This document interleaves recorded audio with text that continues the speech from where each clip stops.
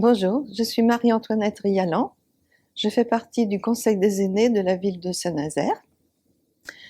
Le projet de la ville de Saint-Nazaire se développe en 8 thématiques différentes. Et celle dont je vais vous parler s'appelle « Tous mobiles, tous mobilisés à l'Immaculée ».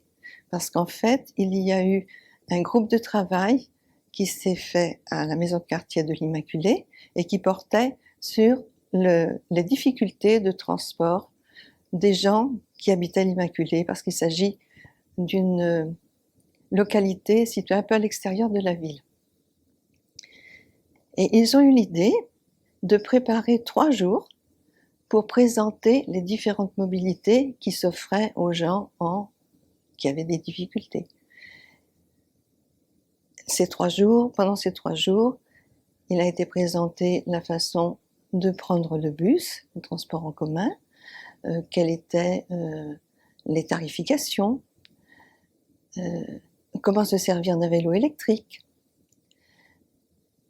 comment se servir de la voiture aussi arrivé à un certain âge, quand on a des difficultés à se mouvoir, on voit moins bien. Il y a eu 2 ateliers pour justement préparer les personnes qui avaient leur permis de conduire depuis très longtemps. Donc il y avait une remise à jour du code de la route et un 2e atelier présenté par une psychologue qui a été au plus juste des difficultés des gens.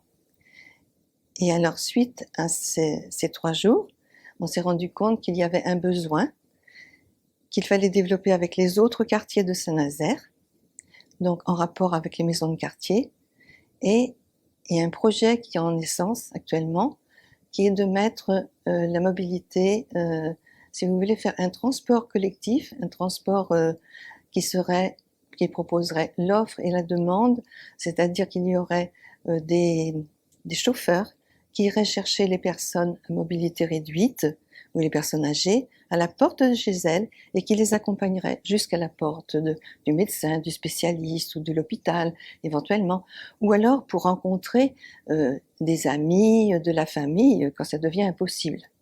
Et en fait, cette proposition viendrait en complément de l'offre qui existe sur les transports en commun à Saint-Nazaire, qui ne fait pas ce genre de service.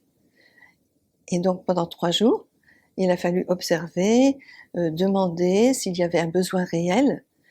Et donc au vu de l'assistance et de l'accueil des gens, on s'est rendu compte qu'il y avait vraiment un besoin et qu'il fallait développer cette forme de service aux personnes qui ont des difficultés.